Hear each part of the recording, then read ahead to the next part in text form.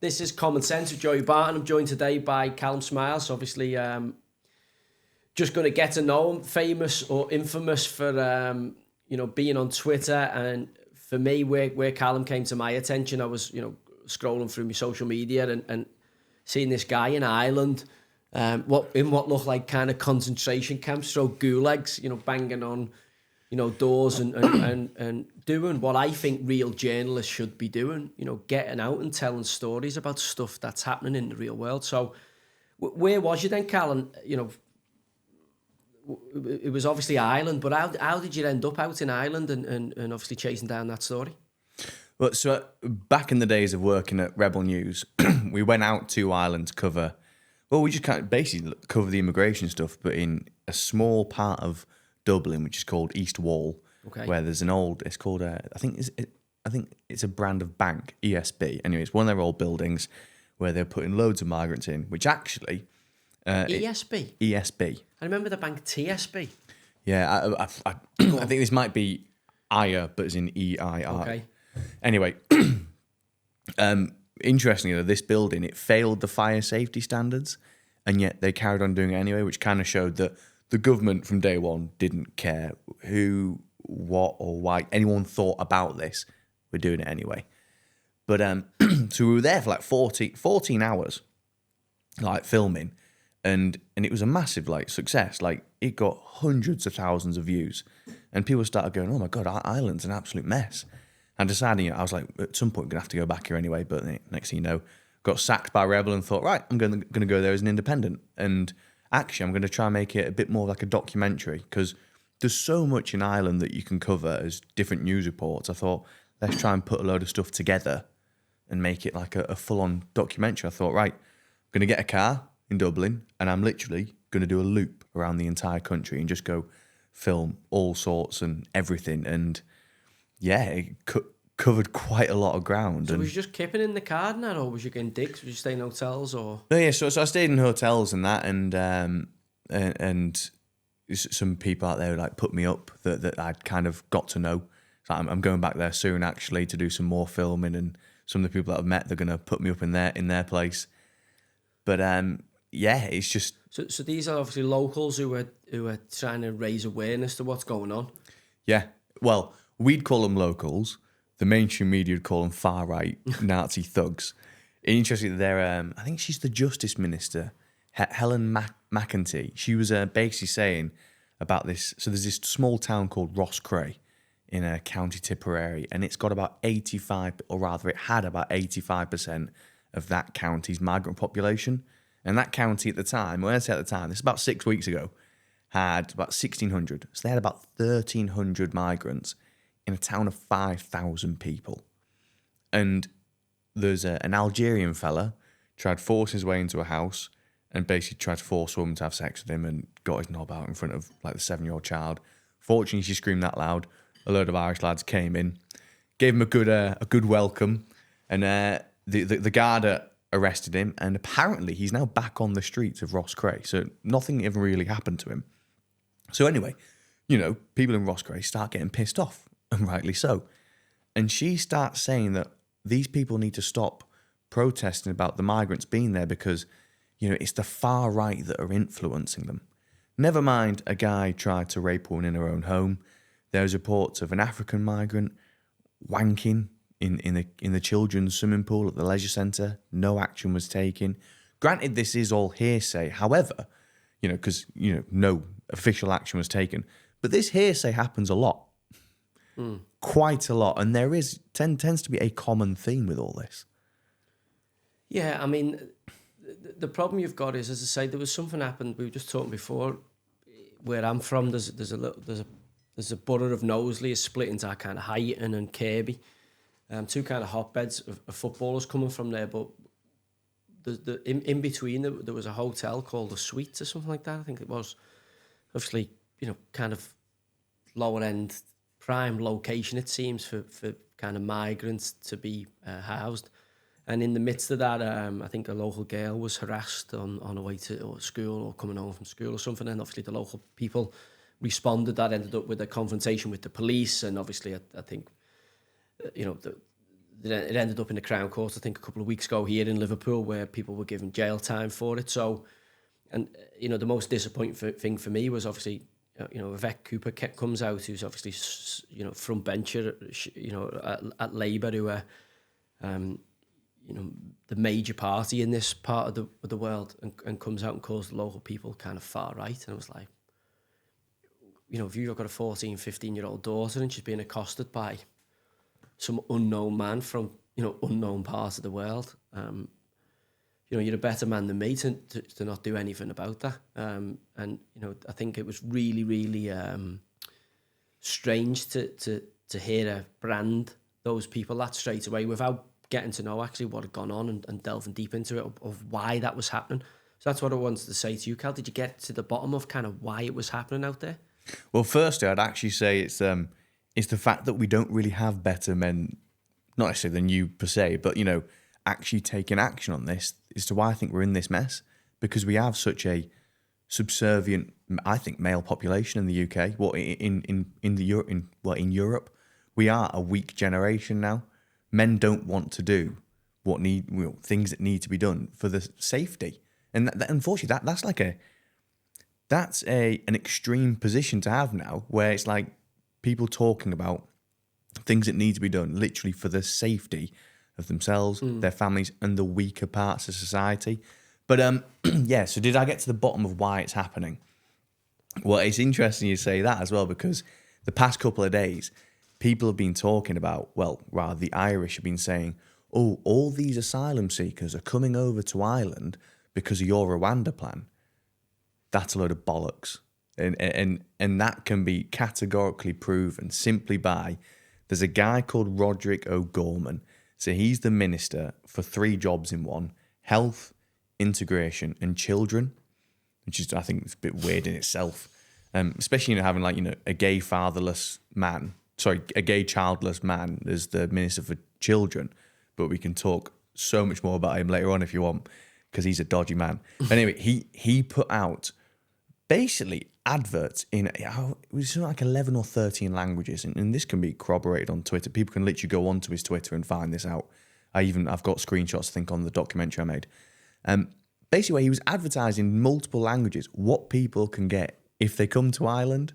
So they're saying, all these migrants are coming to Ireland because of the UK, it's your fault. I was like, well, no, you literally said to these people, here's what you can get if you can come here. And it's crazy, right? It's like a little idea of what they get. So there's a scheme where they can get basically £800 cash for rent, which if they rent a house and they use that £800 or €800, that landlord won't get taxed on it. Whereas, so let's say the rent is €800 and an Irish family go, we've got €800, we can do it. He goes, I'm going to get taxed about half of that. I'm going to pick these every day of the week. So literally, they're turning people, everyone's got a price, unfortunately, and they're turning people against their own man and woman with this. Yeah, they're creating a real problem there, because obviously, if you're giving people who aren't from the country, who aren't tax-paying citizens, tax breaks, you're going to cause people to react. Like, because if you've got to feed your kids and you've got to feed your family, and the government's actively working against you, and I know that kind of Leo Varadkar has gone from that, the Prime Minister or whatever it was of Ireland. Is any difference going to be made by that? I don't think so. So the more I've looked into these things, now, I'd say I call myself an unconventional journalist. Yeah, I see that, yeah. Because I'm openly biased about my beliefs, but that's the thing, I'm open about it. I'm not like, when you see these journalists and they kind of, they're trying to poke a bear, but they won't say which side they're on. I'm open as to where I stand on almost everything. Or funny enough, actually, my old producer, when I got kicked off GB News on one of their shows, he went, "You're not an unconventional journalist, you're a kamikaze journalist." I thought quite like that. Do you think people have, obviously that you see, they only say certain things to just advance the career? It's not what they genuinely believe. Yeah. Yeah, I think as well. So the way you look at all this globalist stuff, let me put my tinfoil hat on for a moment. Yeah, go on. It's all right. I think a lot of these people who think they're in the top 1%. I think they think they've got a seat on the ark. You know, unfortunately, you look at all these agendas and it's all about reducing populations, harming people, killing people, making them weak and making them sick. I think they think that they're safe.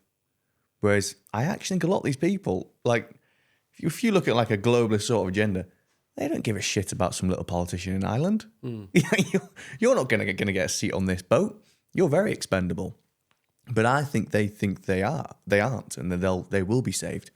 So, you know, you look at these people, like everyone's celebrating Humza Yousaf, like finally going. Yeah, but we've seen this time and time again. One person goes out and the next person's even worse. As we sit today, Humza Yousaf has resigned, hasn't he? He has resigned from leading Scotland. But I mean, it was inevitable when his policies, you know, and the laws he tried, you know, it just divided the country and made him and his government look an absolute laughingstock. But again, the good thing about that is, you know, I think wokeness, that nonsense is, you know, I think people are getting fed up of it, you know, because, you know, as I say, if you're in an area, and your area is being flooded with people who are being state funded, and then the local people, you know, veterans, whatever, are homeless. I'm like, how have we got to this? How is our, you know, not just, you know, I think we're equally as bad in the UK, but like how have the good people of the British Isles and Ireland, like, you know, stood for this? And it does look, from what I see when I do, you know, as I say, tune into that kind of social media space, that there is some pushback now, and people are starting to obviously become aware of it. And once you become aware of it, Callum, you know, which you've brilliantly done, you know, you can start to, you know, try and connect people to effective, you know, change for the better. Yeah, and I think you start to see, like, you know, it's starting to almost dissipate now. But yeah, a lot of people, it's almost like they've been socially engineered to be afraid of standing out. You know, I remember when I was young, or probably even when you were young, it was all about, you know, having a different hairstyle. Unless it was someone really cool. I remember at one point, me and a load of other kids at school, we had the Freddie Lumbergh red mohawk. Extreme, yeah. Oh, it was quality, wasn't it? Right. You know, because you had a shit haircut, so we knew we didn't want that. If you'd have done that by ours, like, you might as well put a tiger on your back. Say, but like, you know, everyone kind of wanted to be different, didn't they? You had like that one kid who's a bit of a goth, one person who wore this. No, we didn't. You didn't have that by ours. Yeah, I know what you mean. Yeah, there's always all them different people. Everyone's the same. You look at all these kids; they all wear the same thing, same colour stuff, same haircut. I think people now, they've almost been social engineered to be scared to be different. But they're on Instagram and all that, aren't they? So obviously there's a lot of things that they're all seeing, especially, you know, from a girl's perspective, the Kardashians or whatever, from lads' perspective, it'll be all different people, but there will be certain people that they're tuning into, and you can see now how trends, but for me, Callum, that's just like, you know, fashion was started by magazines or radio or Top of the Pops or whatever it was. This is just a new medium that young people consume now. So this is where, you know, even for your profession, you would have to have gone through a gatekeeper to have a position at a media outlet. Whereas now, you know, social media gives you the opportunity to become your own publisher, and obviously you can grow your own audience and following. So I want to get you back to that. How did you end up on that, obviously, career path? How have you ended up? I take it, you know, you left school and you wanted to get into this. That was your first passion, and take me back to leaving school. I mean, I wanted to be a professional rugby player, but then obviously you miss that boat, and then next thing you think, right, what can I do? I thought I want to do something like, you know, in performance. Like, you know, I love being centre of attention. Who doesn't?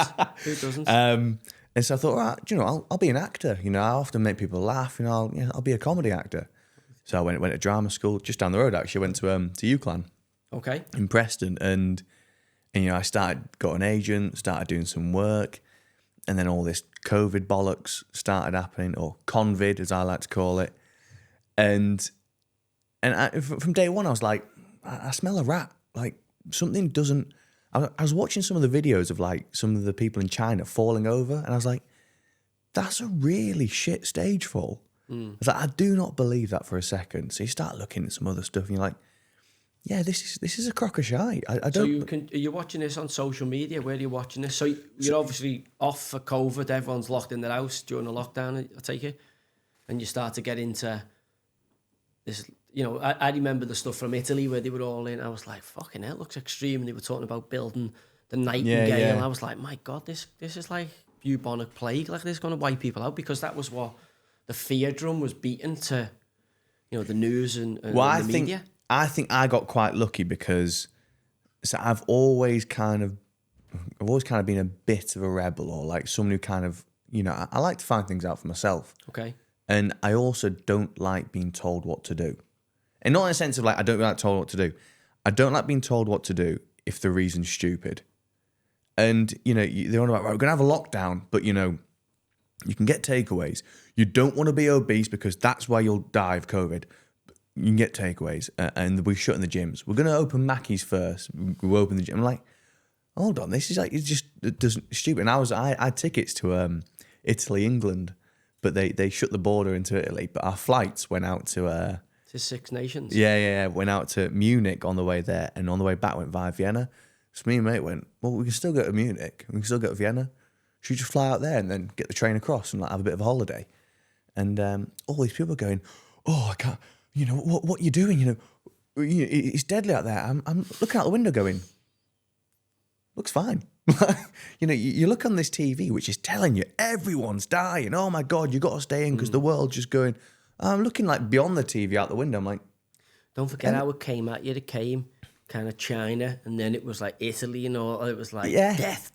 Italy's death toll today. Every day it was updating how many people had died. Yeah, which is nuts. And what they weren't saying to you is, this is normally how many people die. That's the thing, yeah. And it was always like COVID related.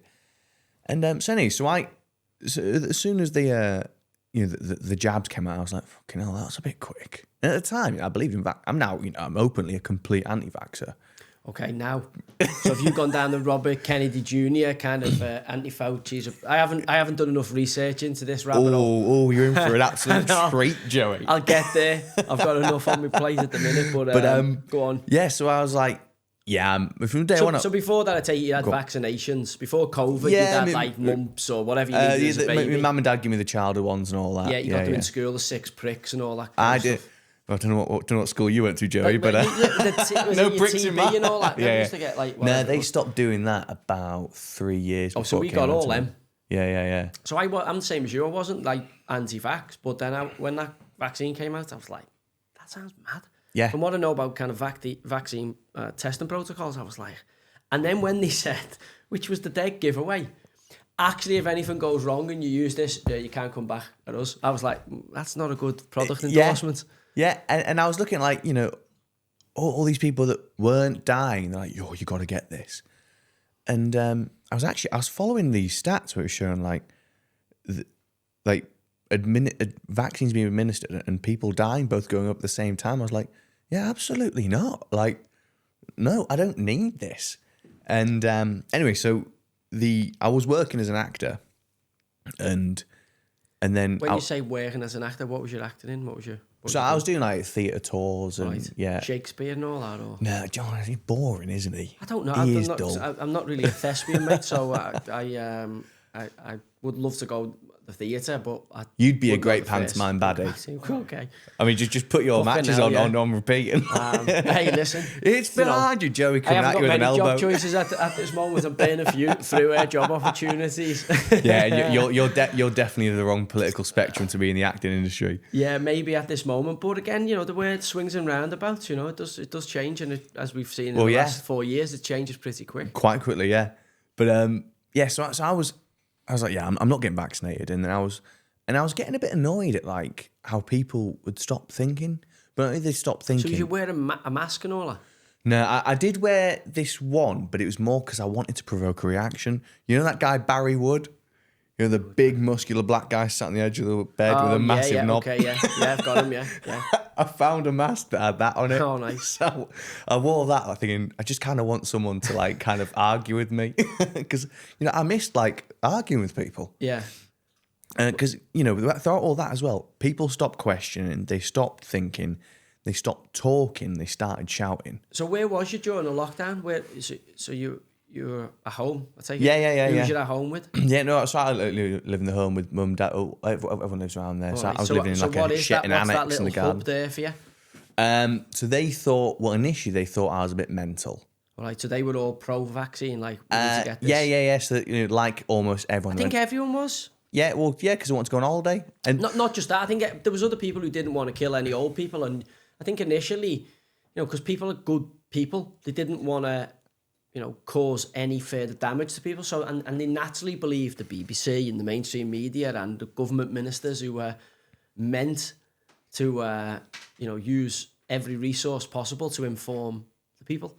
But obviously decided to fucking cash in. And that's the thing, people are naturally good people, aren't they? No one's like, we're not inherently evil. Yeah. And they play on that. Like it's not like it's not about you surviving. It's about don't kill your grandma. All right. Don't kill someone else's grandma. You fucking Nazi. So you're at home here, and you're obviously in a bit of a conflict. It's not like everyone in the house like we're not getting vaccinated, or everyone's like we are getting vaccinated. There's a bit of discussion around it. They never. So they were going to get it. I was like, don't be so stupid. And they're like, no. Well, they went, we want to go abroad and stuff. I went, I've been abroad. Yeah, got a lot of people just getting on. I'm like, who's to say? I mean, I was like, the amount of people, because I started, then talking to people around the country, and even different countries, like all you lot that are saying you're going to get to go on holiday, you do realise if you all start looking left and right and talk to each other and all say, yeah, we're not doing this, they'd have to open borders because industries would shut down. Like if you all just went, oh, should we're all doing the same reason, should we just not? They'd have, because people stop talking. So anyway, there's a director who used to hire me, and I started a YouTube channel called Frankly Speaking Politics, because I wanted people to speak frankly about political subjects again. So you've always had political I've always been quite politically aware, and I've always just found it interesting, really. Right. But I used to believe in the system. Now I just think it's theatrical bollocks. Propaganda. Well, it is. And, I call Westminster because ultimately I think it's run by the World Economic Forum. No matter which side you get in, they answer to Davos. I don't know. Is this George Soros? I'm trying to work. Like I hear these things going on, and Klaus Schwab, and these 15-minute cities and Jacinda Ardern, and obviously Keir, and I get there's no smoke without fire, but also, it's not James Bond. I'm also like, it can't be like, it's not like a Bond villain. Like Bill Gates isn't this villain. Surely he's a fucking computer nerd. I know he's a little cunt. Like I get he's a little cunt. I swear I do, because obviously he had the stuff at Microsoft where he tried to ruin all his competitors and stuff like that, which I think is billionaire fucking mindset. You don't get a few billion quid if you're a normal balanced person, do you? You usually got some kind of like something not quite there to drive that level of drive. But also, like, is he this? I know he's buying up farmland, I hear, and he's putting mRNA fucking technology in mosquitoes and surely, surely if the military people know that's going on, there's got to be somebody somewhere who stops that. Maybe it's us. Maybe we have to stop it. But I don't think, like I'm not joking here. How the fucking hell are you going to stop somebody who's protected by the US military? Like, you've seen now on their campuses, obviously, I don't know whether you've paid attention to what's going on in a couple of the universities in America, where basically the students of pro-Hamas, it looks like, have just fucking absolutely captured the grounds. And they're not in, I've seen a girl trying to get an interview. She was like, I'm just trying to understand your perspective. And they were just like a cult. No one would speak to them. We don't speak to your type. That they don't even want to, as I said to you before, the left now don't even want to engage and have a conversation. And I just think if the left go left and it forces the right to go right, well, we kind of know where that ends up, because it ultimately ends up with a confrontation at some point. And look, I'm not joking here. If that happens, when you look around you, do you want to see like Catholics are wearing like students off campuses who actually, most of them don't even know why they're there. They're just there because, it's a bit mundane and it makes them feel special, and you can put it on the Twitter bio or the Facebook bio and they can say they were part of this movement because they've seen, the old Vietnam War fucking protests and the Black Panthers movement, and they think, where do we get our cultural, you know, our stamp in culture to say we stood for something as students, and they don't realise, I think, the dangerous game they're playing. Because No, I don't think. I think ultimately is brainwashing. I think, you know, all the major institutions have been captured by activists, and I can tell you that about the gender stuff in a second. But you know, you mentioned there about how do they get away with this with so few people? I think because whilst I don't think we're inherently evil, I think we have been engineered to be thick. No, the problem, I can't, like, it's relative though, isn't it? Because, like, you meet people who wouldn't be able to read and write, but are fucking savvy, and they be able to look at somebody and they have a skill set in a different area. So I don't really do the problem you get is when people get indoctrinated, like in terms of, you know, School. They go onto YouTube and they go onto, you know, the weird and wonderful internet, and they end up in these groups and these communities that are spreading misinformation. And this is the big problem when your government starts doing it. It's like who are we meant to trust?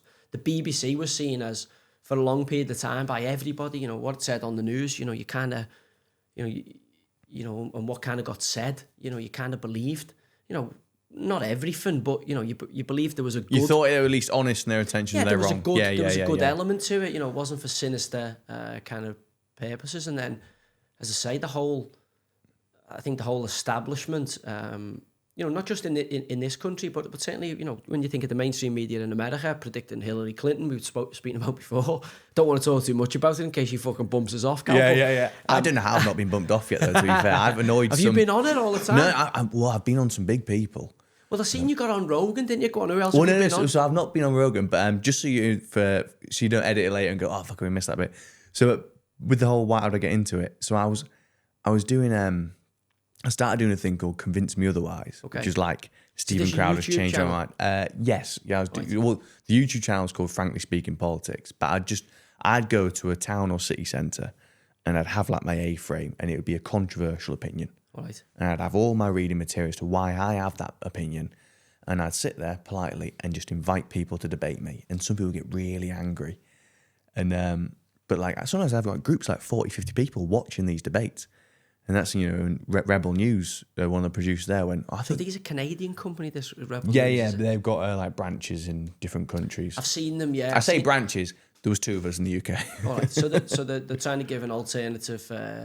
I've seen when the police have been getting a bit heavy-handed in Canada, that they've been following that. Yeah, yeah. You know, which has gone a bit of a very authoritarian government just through those kind of developed there, which is again, we digress. So sorry, mate. Go on. What was you saying? And so you know, so the acting was done because I had one of the directors I used to work with. He's like, it's people like you that are killing people. I was like, oh, no, I've been researching stuff and things don't add up. And so did you get COVID? Don't know. Yeah. Never tested. Yeah. Well, the flu was going around because the flu stopped existing for those couple of years. Well, to the point I ended up going down the rabbit hole of like a virus is even a thing. Yeah, like I had something in the early part of it where I lost my sense of smell and taste for about 10 days, and it was like I was rough. I had something this year that was well worse than it, and I couldn't shake off like a chest infection. I'm still only coming out the back end of it now, but COVID for me, if you said to me, was that COVID or the flu? I'm like, it could have been the flu, you know? Like, so then when they were saying after that, you need to get vaccinated, I was like, why? Surely if that was COVID, which if you just told me it was, and the symptoms were what I had, smell, taste gone, then I've built up a natural immunity to it based on what I knew what the body did. Well, yeah. Why would it then? And you're telling me this doesn't stop you getting it, you know, but it'll stop you dying, and I'm not in that category of obese. I'm like, I'm running every day, like... It just didn't make sense. And then when they started saying, as I say, there's no comeback for it. But also then they were going, if you want a burger in America, you can come and get a free fries and a burger. Yeah. And I'm like... It's like, you've just told me obesity is the problem. So I'm going, what's going on here? And at that point, obviously, then, lockdown and furlough, and then you just watch them, you know, go from one catastrophic decision, you know, Bernard Castle and getting collared, and then Hancock feeling the bird's ass and getting fucking his missus launching him, and then the PPE stuff. And you're just like, how is this happening? Like, how are these people? How have we not had a general election? Still haven't got one. Do you know what's interesting about the Hancock stuff? So that happened like 12 weeks before it was released. And they released it around the time that the vaccinated started dying. The stats were showing that the vaccinated were dying at a higher rate than the unvaccinated. So they sat on that. It's part of one of the things that the government do. You know, it's and when you look at things like the 77th Brigade, but like literally it's like, right, oh, look at this big major thing, but don't look over here. This is one of the things they do. 77th Brigade, is this online? Do you think it's a bot farm that the government have got that just target people? Yeah, I mean, if you go through like a load of your notifications, like you'll see a lot of them are very similar. A lot of the responses you get are very similar, and sometimes they're from like nothing accounts, and you're like, I really don't like. At first, I thought this person's just a bit weird, but then you see a few and you go, hold on, that's quite similar to that one. That's quite similar to that one. There's a thing in China actually called the 50-cent army, where they get 50 cents. It's not the rapper. No. Well, you might have a job there, don't you? But they get basically 50 cents for every like either pro-China tweet or like any anti-such and such government tweet. And they've done it before where they've seen actually with trends where they've attacked a country through this by making out like, you know, they're, say, Swedish nationals complaining about a Swedish issue, and the government's then switched it. But then actually you trace the IP addresses and it all goes back to China. It's and quite interesting. Quite clever. Yeah, but and actually you think how easy it is to manipulate, you know, a mass amount of people very, very quickly via those social media platforms. I mean, I don't know what your take on it is in terms of Elon Musk buying X, and obviously a bit more, it seems a bit more leeway, although it does, you know, it's definitely not free speech. Compared to, I don't really do Facebook or any, you know, I have a little dabble on Instagram, but the main platform I use is X.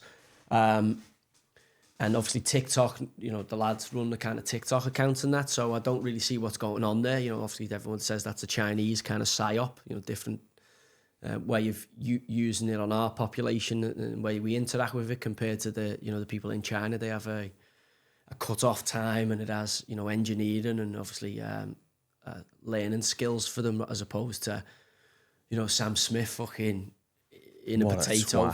Yeah, I don't know him. So like, I know he's a do twat, I think he's a bad person, or like the way he dresses is obviously just mad? But does that make, you know, just, you know, dressing very peculiar? But does that make him a bad person? No, I don't think it's the way he dresses. Like, you know, I mean, I've dressed as a woman for fancy dress and stuff. And well, I was going to say, if you're an actor, you play roles. Yeah, and but like when he goes, oh, I'm a fish of them.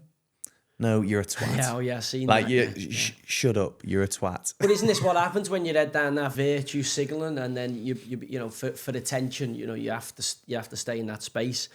Then you've got to be careful, because obviously that kind of monster, that kind of monster for me, you know, always eats itself, you know, because then you've got to think all the time. And imagine the eggshells you must be walking on, because you're thinking, if I utter the wrong word, I could offend X amount of my following. Like, it's like the left always eat the left. It's just, you know, what you're seeing now going on, you know, between the LGB community, the Alphabet Brigade. Well, LGB and the T community, it all seems like there's a bit of a civil kind of war going on in terms of, you know, men saying the women and having to be in women's spaces, and obviously what that's doing to real women. And obviously there's a big debate about that in that community, and obviously, you know, you're seeing in terms of the CAS report coming out, Callum, you know, the puberty blockers for children.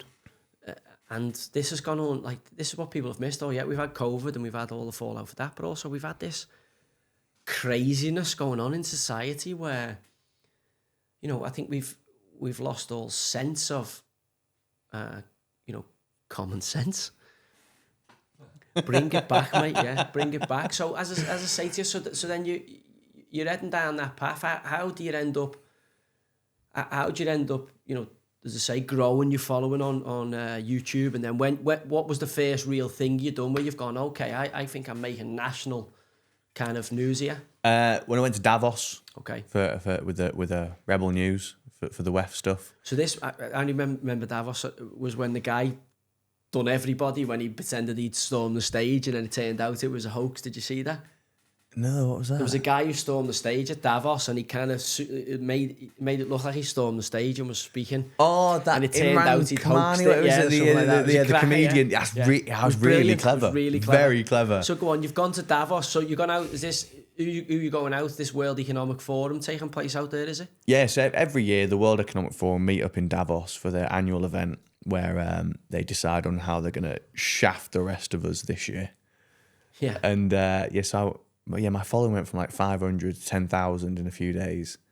So what was you doing out there? Was you just vox popping? You out there with your microphone? Yeah, you basically just go and harass some globalists. I mean, should be a journalist. With me, I think it's a mixture of being a journalist and an arsehole. So, right. So I'll get in these people's face. But it's very difficult to tell the difference. That's a fair point. That's a fair point.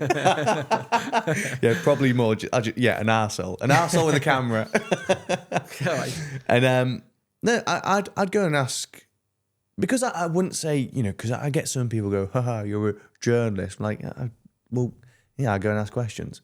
But I don't do what the sort of questions you'll see in the mainstream media. I'm not a normal journalist. Like I say, I'm an unconventional journalist. I don't speak like they do. I don't, it's not all about, it has to be done this way. Nah, I've got a question. I'm going to say it, and I'm hoping you're going to answer it, because I'm a normal bloke, and I kind of think this is the normal bloke question that other normal people have. So like I went to, Tony Blair was out there, and it was just after Pfizer admitted a load of stuff. But he just before that said, if you don't get vaccinated, quite frankly, you're stupid. So I was like, look, Tony, do you want to take this opportunity to admit you're wrong? I was like, it's okay to be wrong as long as you admit you're wrong when you're wrong. Do you want to, and he's just silent, and his entourage is basically trying to hold him away. And one of them, he said, "Oh, this is cute. Are we going on a date?" Because he basically put his arm on there and held my hand. And but things like that, and you get people like, there's a guy called Larry. It's not Larry David. Larry King. Larry Fink. Larry Fink. BlackRock guy. Yeah, BlackRock guy. Right. I don't know how I forgot his name because Larry Fink, Larry David. I was like, you don't care about your enthusiasm. Literally, I was watching a clip of that earlier. So that's why it's in my head. So the camera guy I was with, he's like, "Oh, that's Larry Fink." So I went over and I was like, "Oh, what are you doing here?"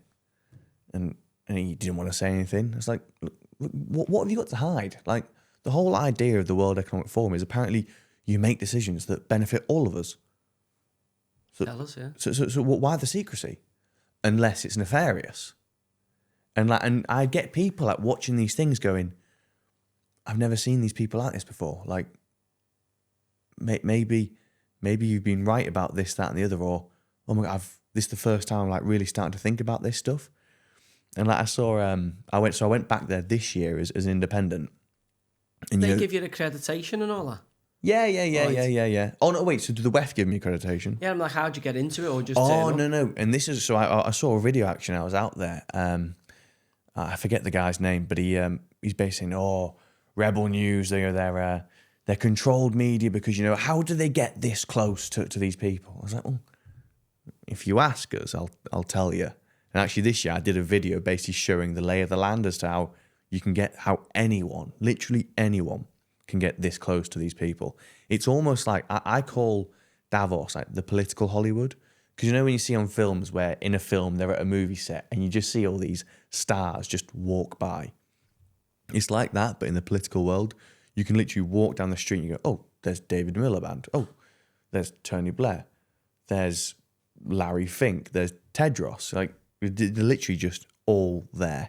So you could if someone drops a nuke on it, you could get rid of all the problems in the world. I'd like you'd be caught up in I'd like it if they give me 10 minutes warning to get out. Yeah, I know. Unfortunately, Tony Blair and all that get their helicopter out. But I'm saying, literally, a lot of the world's kind of problems could be solved with, So I look at that and go, well, if Putin's capable, like, surely, and like if there are all these evil baddies who are doing all this bad, like, surely there's some rebel.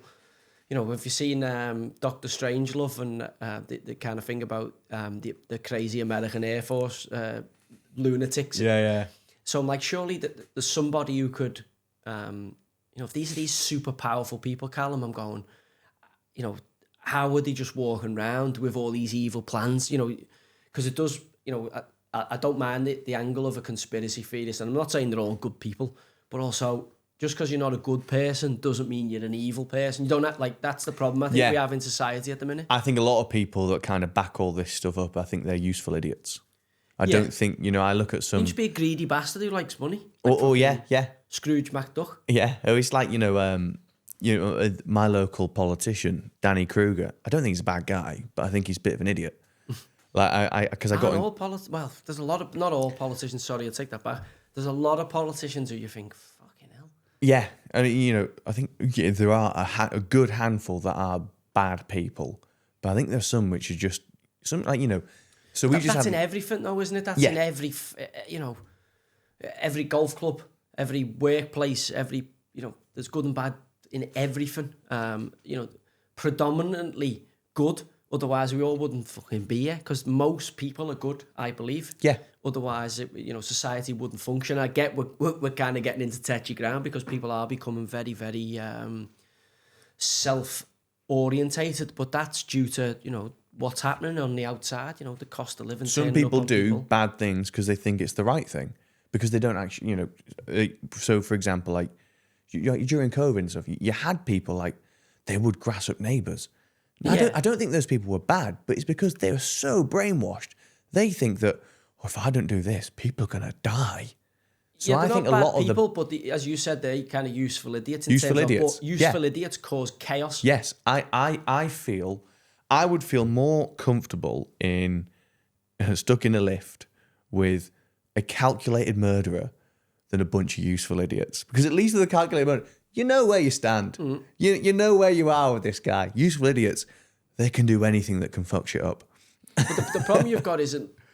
I've only watched it a couple of times, but the Yuri Brezhnev stuff where he talks about that, and the problem you've got is no matter how much evidence, and you could show them a video that's contrary to the,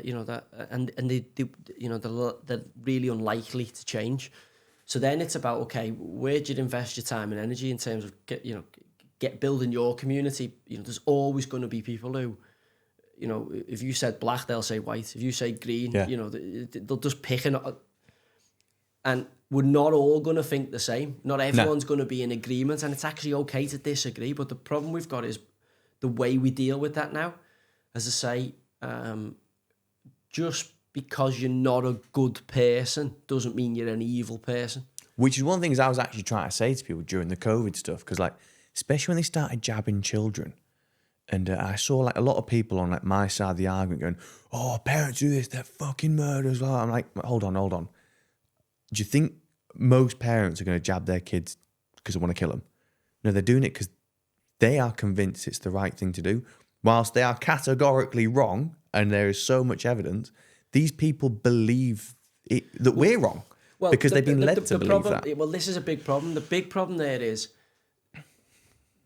they went off people who they trusted, Chris Whitty and all these people who were rolled out, the Health Secretary, Matt Hancock, these people who were the Prime Minister, who, expert after expert on talk show, on all the mainstream media, newspaper article, and based on what they were told, they formulated that, well, we need to do this, and you can't blame them because from years of indoctrination. That's what was pumped at them. And at that point, they believed, and I always say, I was talking to Matt Lattis about this, you have to be careful because by all accounts, at least I think 91% or something, I'm sure that's the number that's rolled out, of people got a vaccination. I'm not sure how many got a second, third, fourth booster or whatever it is now, fucking 13 or whatever to stay up to date. But lots of people initially, because they want to do the right thing and they want to protect grandmothers and elderly and loved ones and vulnerable, some people, as you rightly point out, for a holiday or whatever, because they'd been cooped up in the house for a long, long period. Some people, I know people who've done it because they had to go and visit a wedding venue. I'm not saying they had to go and visit, but so there was, people had families in, kids in university. So there was many reasons, Cal, why I think lots of people got it. The problem was, I think, the aftermath of it, obviously, the adverse reactions, all the different stuff that's out there. I don't want to go on too long about, long COVID and myocarditis and all the Bell's palsy and everything else that you've seen of excess deaths now.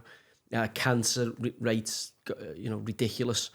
And I think the big problem you have is people, the government and the people in the mainstream media lost people's trust in the aftermath of it. As I say, I think it started disintegrating with, they didn't abide by the rules, the government, and then slowly but surely, as the water's now running under the stream, and we're seeing, today, I think the Daily Mail, not that it's a credible news source, but the Daily Mail put an article on basically saying the AstraZeneca vaccine now is, proven to have caused X, Y, and Z. So anti-vaxxers, which people were labelled, which I take it you got that labelled at, yeah. At a time when I wasn't, yeah. Well, again, but it being now, history is now correcting, the amount of information to prove people who didn't get vaccinated valid in their decisions to do that.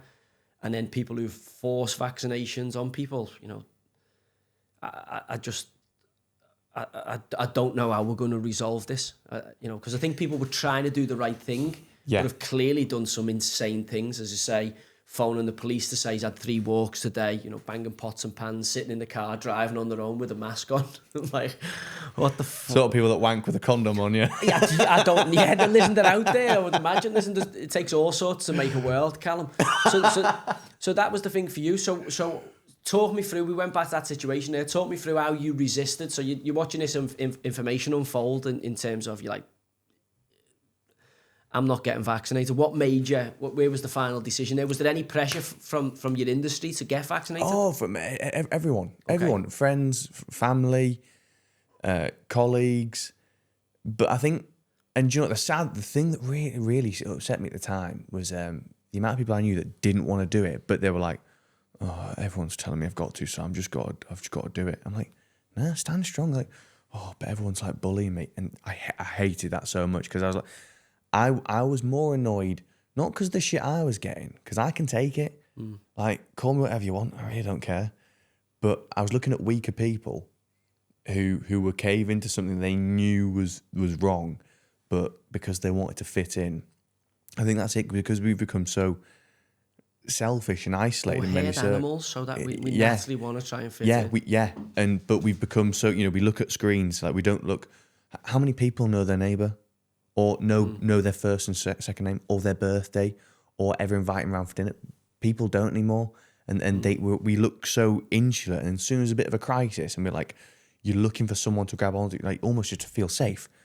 No one had that, but the one thing they could have was, this massive group that's coercing me. Maybe I could join them, and that kind of safety in numbers. Because unfortunately, a lot of people are weak. But don't forget, you had your sense of community. That, like, I always remember being kids, and there was like people's back doors. They just open the door and they'd have all them tassels blowing, and people would be in and out of each other's house. And as you rightly point out, people now have got social media friends who they probably know better, more about than their actual neighbours. Yeah, which is peculiar. I've actually made some. I've made some very good friends on Twitter. But did I know the people? I do know the people 2 doors down. But most people. So I take it that changed your world completely, because it looks like you lost a lot of relationships and friends there. Yeah, well, yeah. I've had one friend ever since who went, "Oh shit, Callum, you were right," and he's one of my best mates. And like, I've had some that have like gone, "Oh, I shouldn't have done this," but only one that said, "I should have listened to you. You were right about this." Yeah, so I've spoken to people who, obviously, both sides of the spectrum in terms of have been vaccinated, and they're like, "Oh, I deeply regret it." Some who've had no reaction, who are like, didn't do anything to me. Some who've had, like, or seen it happen to other people. And as I say, everybody's had a different interaction with it, but certainly there's been some people who've had really bad reactions to it, life-changing reactions to it. And I think if somebody's pressured you into that, I think that's you've got to live with that for the rest of your life. It's tough, but also if you've made that decision yourself based on your information or trust in the BBC or whatever, then that's what you put into your own body is. If I was going the Amazon jungle, for instance, Callum, and they said, look, you need to get this injection to protect against this mosquito bite, then I'd probably take it based on what I knew of. I'd obviously look into it. Now I'm sceptical because of what's happened, and obviously I haven't gone down the Fauci, Robert Kennedy Jr. rabbit hole yet. But I would trust medicine. I would, up until, as I say, that mRNA vaccine and the way it was going through, and I was like, this doesn't make sense, this. and as I say, caught COVID relatively early. So just the way it You think? unfolded. I'm not smart. Well, I caught the flu. Yeah. All the symptoms. I had definitely had the flu, mate. Honestly, but all the symptoms were, it could have been the flu. It was just a bug. I was gone. It was back on my feet, and I had my taste and smell back within a week. So it wasn't like life altering. But again, I think the public lost trust what happened, and maybe they'll never get it back after what's gone on. It'll be interesting to see when we go to the polls, obviously in this country, whenever they decide that is. But obviously America's going to go. I put money on November. 5th of November's America's, isn't it? Bonfire night. Yeah. It's bonfire night. The Guy American Fawkes, election. what a legend. Well, the problem you've got, you have to. Last man to enter Parliament with honest intentions. But he never. The problem you've got is, that people are feeling let down by the governments. You're seeing that in Ireland. We're seeing that. I spoke to a couple of Croatian lads. We had Mark Viduka on the other day. This is something that's happening everywhere. It's not just happening. I'll never forgive him. Go on, what's he do? He signed for Newcastle, I'm a Middlesbrough fan. He signed for Newcastle. Oh, yeah, Dukes, yeah. I was gutted. He was brilliant there as well. There's a guy, Alistair, what's his name? Anyway, there's a singer from Middlesbrough, and he wrote a song about Mark Viduka. Have you ever heard it? Oh. But it's to the tune of Hallelujah. Okay. And I think it was that season, actually, and then he signed for Newcastle. Like, what a waste of a great song. Yeah. He was a good player. He was quality. He had a good spell there. He had a good spell at Middlesbrough. He was quality. He was talking about that. We were talking about Massimo Macaroni. Macaroni, yeah. Getting the UEFA Cup final. Steve McClaren done a good job there. So didn't do as good a job as your foreign accent though, did he? No, his was good, mate. Have you heard Steve's? Yeah, because I remember when you did yours at Marseille, I was crying. Mine was bad, and the bad thing about mine was I'd seen Steve do his. Do you know what I mean? So I'd actually gone as if I'm going to do that, and then lo and behold, there I am in the middle of doing it. Did you do it on purpose? No. Seriously. In the end, I embellished it a bit because I realised what was happening. But at the start, I didn't have a clue what was happening. See, I just thought this is Joe Barton being a bit of a dick. Honestly, I'm not that good of an actor. I swear to God, mate, I'm not that good of an actor. It started out, it was completely serious that, and then obviously I had a couple of mates and my brother in the and I just seen the heads going, and obviously realised what was happening, and then he embellished a little bit towards the back end, but obviously the damage was done. But as I say, I'd gone out saying, I'm not going to do what Steve's done. Fucking hell, I'm smarter than the average bear. And then the gods just get you. They just come and get you, and they just make you humble again. I'm Joey Barton, delighted to for Marseille.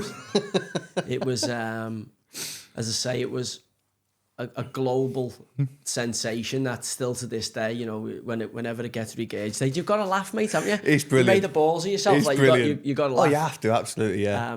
But yeah, I mean, the good thing about it is it reminds me favourably whenever it pops back up of obviously a great time living out in the south of France to play for a great club like that.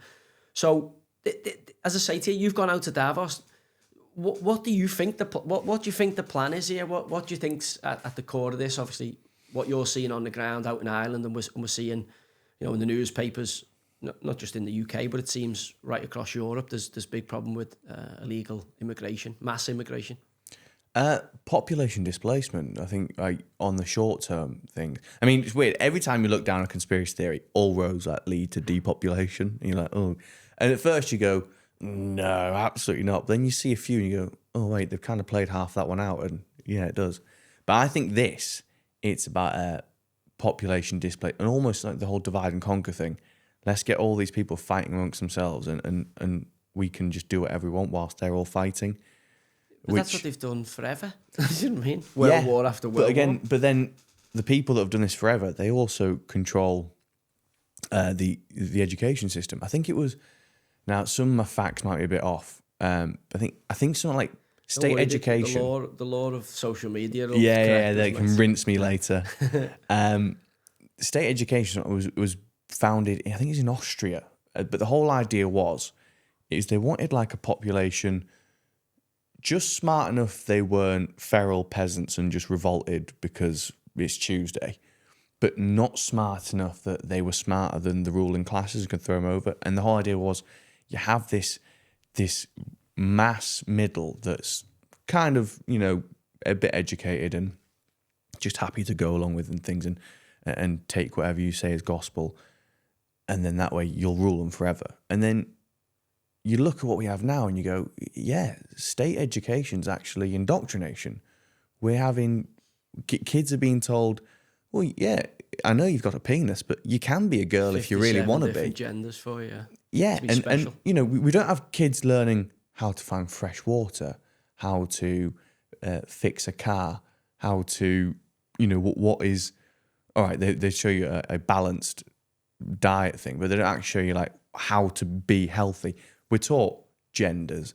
We're taught, oh, this is what happened in this. And I think, you know, things like English literature are important, but we're taught all the things that just make people smart enough that they can be told what to do, what to think. The school system was allegedly designed for the Industrial Revolution to make you be able to work machines, but obviously not too clever that you could ask lots and lots of questions. So there's a great book, The Ragged Trousered Philanthropist, which is about that kind of system breaking down. And the problem you have now is, certainly in this country, I think we have an unwritten class system that washes through everyday life when you watch our media. It's not as straightforward as brown people and white people, although, you know, they do focus heavily on that. But there's an unwritten kind of class structure, as you point into there. You know, the kind of middle class of this country is what's kind of, you know, kept everything ticking along. But now, you know, they're just eroding the middle class by, you know, the cost of everything. And the middle class in this country now are actively being, because of the white, they're getting discriminated against. It's just crazy. You know, local people are being discriminated against for absolutely no reason other than the skin pigmentation, which is, you know, that this is Britain in 2024. And, you know, you can't go in the supermarkets now, Callum, because there's alarms on cheese. You know, like, someone that said to you 15, 20 years ago, you're going to go into, you know, a major supermarket, there's going to be alarms on cheese, you'd have fucking laughed your head off. But that's what they've done. Here's one for the supermarkets for you.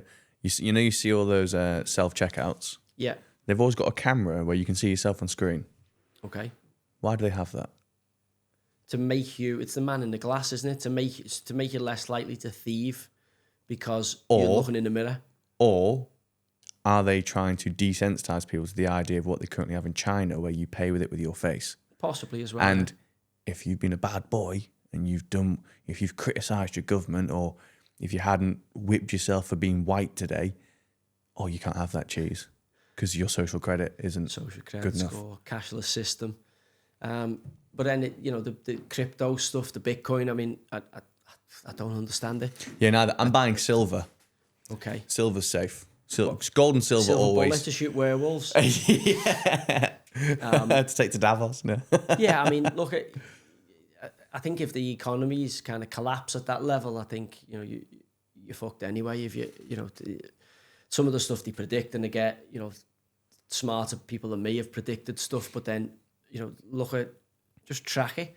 You know, they didn't think Trump would get in, you get it. You know, all the stuff that they said wouldn't happen has happened. Well, The Simpsons predicted it. I don't know whether people go, I don't know because I don't watch The Simpsons, but I don't know whether people just go around and fuck around with that afterwards. And it's pretty interesting when you look at these things. They pause a frame for a fraction of a second. It's something written on like a classroom window, and I'm like, who actually fucking pays attention to that when The Simpsons are on?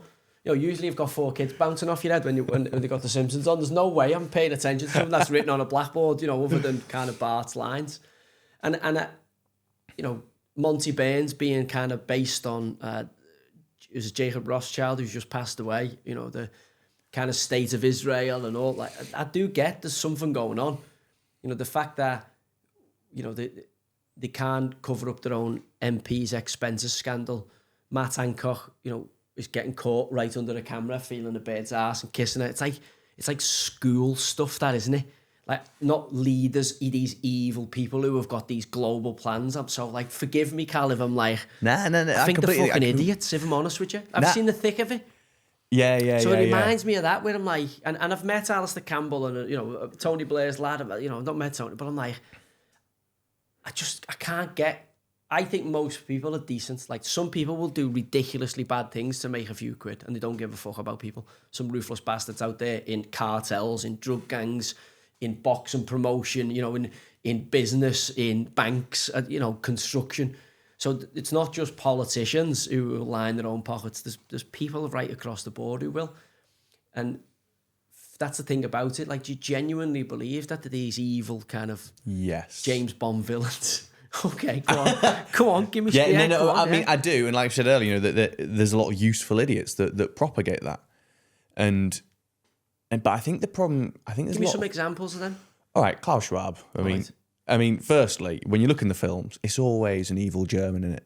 Well, hasn't he got some kind? Isn't there some kind of Nazi links with Schwab? In terms of yeah, I forget the exact one, but basically, yeah, you go back. Yeah, something to do with family lineage or something like that. Yeah, or, but these people. Google that, Noah. Klaus Schwab. Joe, this was on Joe Rogan though, so I don't know whether he debunked it. Anyway, let's not chase that rabbit hole. But yeah, go on, Klaus Schwab. But these people, they see the data. They know what they have. They know what they're doing, and how actually. Like, just click on where he's born and all that. No, go on his Wikipedia. It's not a great source. So yeah, look, he's born just at the outbreak of war. So he's a war baby. He can't have been doing anything. His old man might. Was it George Soros that was basically handing over Jews? Soros, and he's the best time of his life. Soros, I think, is a Hungarian who was. I think when the Nazis invaded the town, I think he went to work for them as a young kid. Just Google that now, because I don't want to be wrong. And it's like the fucking internet. Always correct you. Yeah, Hungarian. Just click on his Wikipedia again. Don't use it as a knowledge source. Yeah, you know what people are going to say now? Oh, Joey Barton gets all his knowledge from Wikipedia. No, Wikipedia. It's just a quick way of looking at it, yeah. Wikipedia is often wrong. But I'm pretty sure there was a thing where he was saying that he used to basically tell the Nazis where Jews were. Yeah, something along those lines anyway. 1930s, he called there. Yeah. So he's obviously, a little bit older. But again, I think as a young boy, when the Nazis invaded the town, I think he was running errands for them. And he's Jewish, but he had to pretend he wasn't Jewish. So they didn't know he was Jewish. They'd obviously done away with him, but they took a shining to him. So I don't know loads about him, but there was something in there where he'd obviously, if you've got Nazis invade your town and you're kind of the local. I've seen Goodfellas, like the movie, where you're like for the mob boss there, you're not gonna be a kid anymore, are you? You're not playing on a playground. You're seeing some, they're in the midst of war. You're seeing some heavy duty shit there at a young age. So, are you going to be a perfectly balanced person who's going to, not be affected by that going forward? Possibly not. So, there is, even the Ghislaine Maxwell stuff, when you look at Robert Maxwell, he was the same. I think he was a Hungarian who was Jewish. And that's you mentioned Ghislaine Maxwell. This is one of the reasons why I think a lot of these people are evil. Like, they know when paedophilia occurs, and yet they stay silent. We have to carefully, Soros and all that, there's no link. I mean, there's no direct link, but I mean... Yeah, I don't know enough about this. I haven't seen all mad stuff of Oprah Winfrey on the thing and all different manner names. And again, unless it comes out, which is bizarre to think. Obviously, what went on is quite well known. Maxwell's in jail. Epstein's been suicided or killed himself, and there's nobody else. Nobody else is kind of. It was something like they're like, Ghislaine Maxwell's been sentenced for. Child trafficking to all these people. Okay. No, she's the only person convicted of child trafficking, and they haven't got anyone who she's trafficked to. To who? Who do we traffic her to? Yeah. Like, whilst I think she's guilty of sin, like, actually, when you look at that, you go, how can she be guilty when you've got no one else to? Well, that's the thing, isn't it? That clearly, when something like that happens. Because if you look at any crime, there's a big thing going on in the country at the minute with these encro chats. All the drug gangs are going down, and it's like a domino, person linked to person. He's getting convicted because he sent him a message, and boom, boom, boom, boom, boom. Before 45 people have been rounded up. What's happened here? Like, that hasn't happened. Like, the dominoes fell. It's not happened. And then the other side of that is, and I only say this because it was on the telly the other day, was the Emily Matas thing's been now made into a kind of Netflix movie with Gillian Anderson. Oh, yeah. How he doesn't sweat. Had an hour to kill as I'm unemployed at the minute. You get an hour to kill on the kids at that school. It's like, see what's on the Netflix. So I end up watching it, and obviously the Prince Andrew thing's in there where you're like, oh my God, actually, you forget about that car crash of an interview. And all the stuff that went on, all the defender, and then all of a sudden £12 million hush money paid to somebody who'd never met. And I'm like, what the fuck's going on in this country? Like how have we got into this situation where the people who are meant to be the people who lead are just... I'm a firm believer as well of guilty until proven innocent. Yeah. Unless your excuse is, it can't have been me because I can't sweat. You're like, hold on. Guilty. How is that your argument? At that point, his advisor must have gone, he's not just said that, has he? Well, is that what he's got? That's the thing, isn't it? I mean, you know, he could have sat, or he should have sat really behind the gates and just, you know, used his royal privilege. Yeah. I'm but not he obviously coming thought, out. you know, this is the problem, is that detached from reality, they think, because they've been, don't forget, they live in these gilded cages where nobody tells them, hey, stop being a fucking knobhead. Like, what are you doing with we do. What are you We do doing? say it. No, they can't. You can't say to Prince Andrew, why have you got teddies as a fucking 50-year-old man?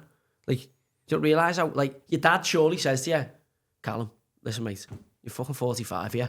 What are you doing with teddies, lad? Come on.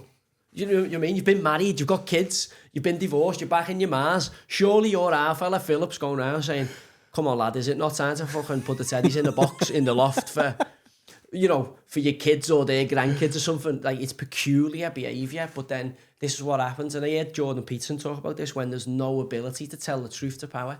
So when you just live in these distorted versions of reality, and we see it every day, because now you can't tell someone that they're fat, or you can't hurt someone's feelings, or you can't, you know, tell someone the truth, or you can't say, where's that fella going there? He can't go in the women's toilets.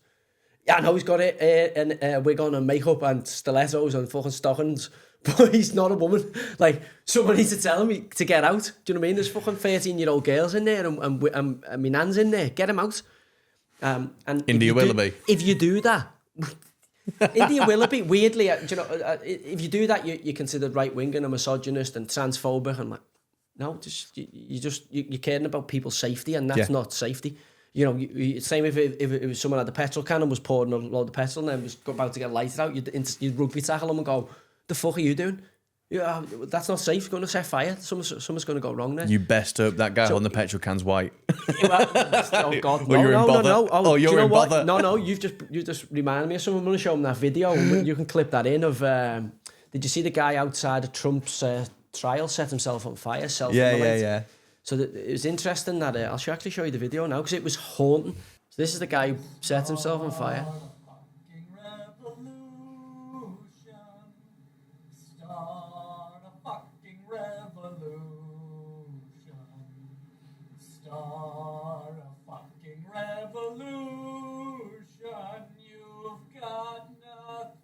to lose.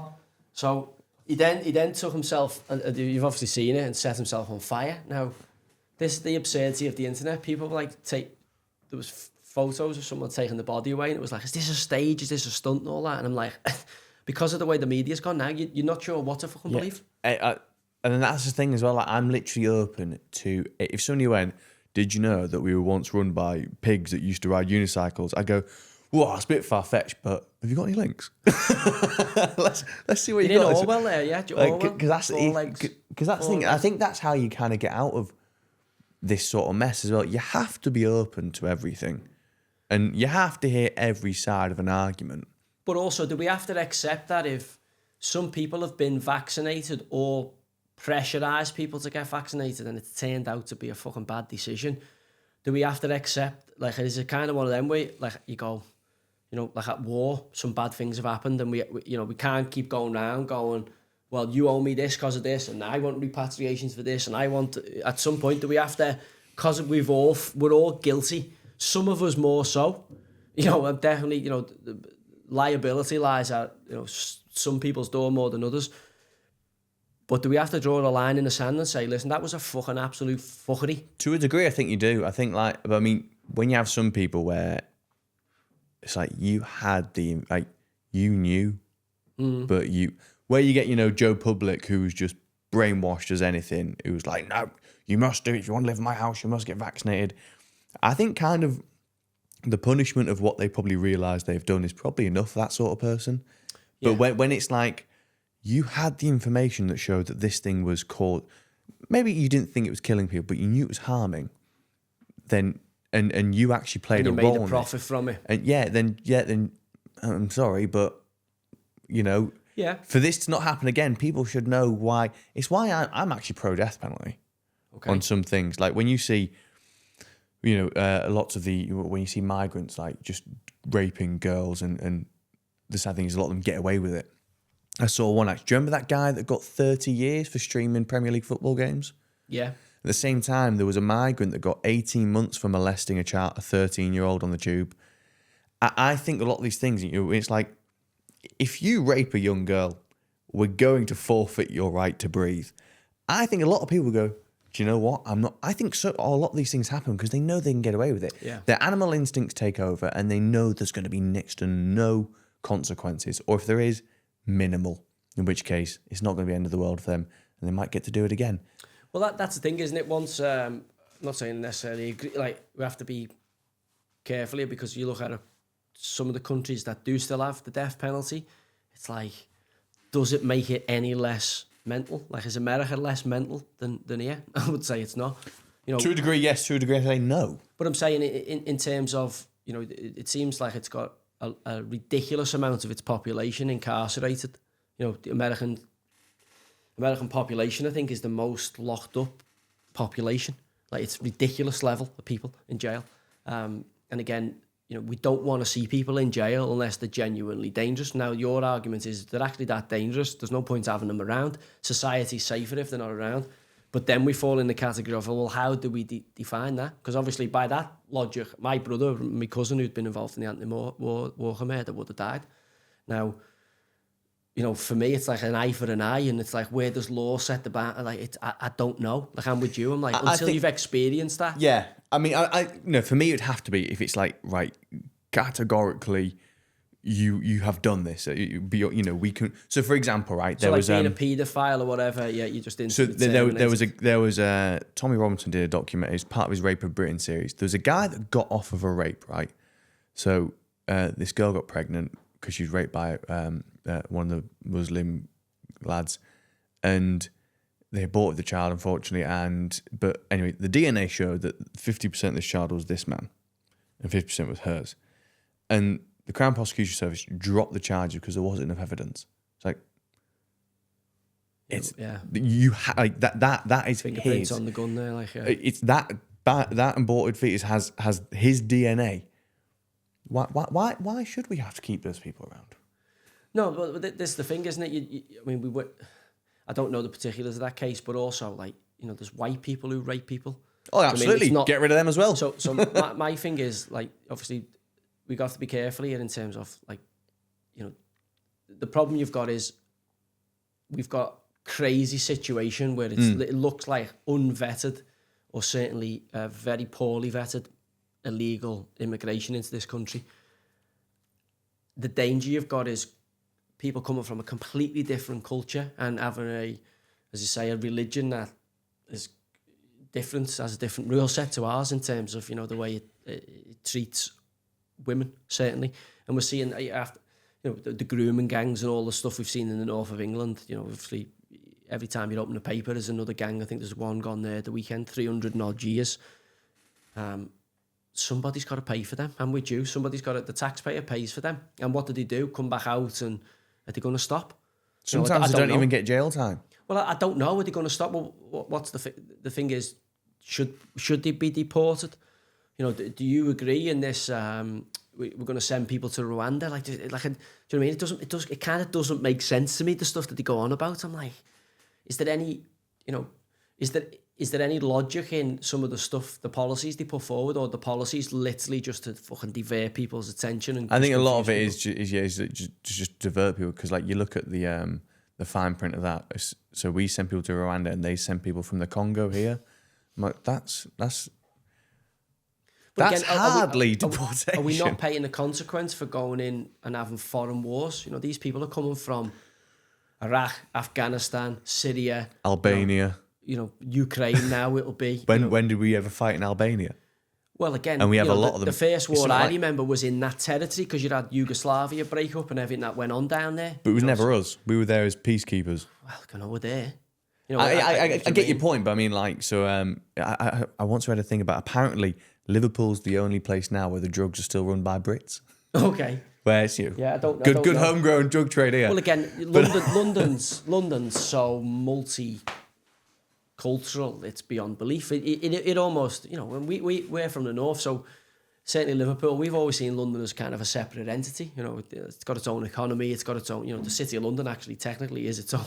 Yeah.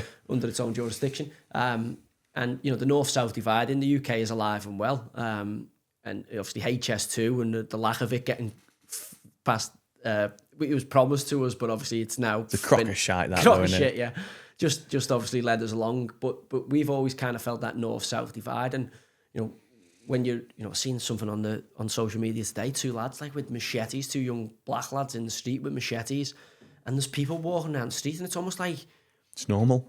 It's almost like a sword fight from like the medieval ages, and I'm like, what the fuck's going on?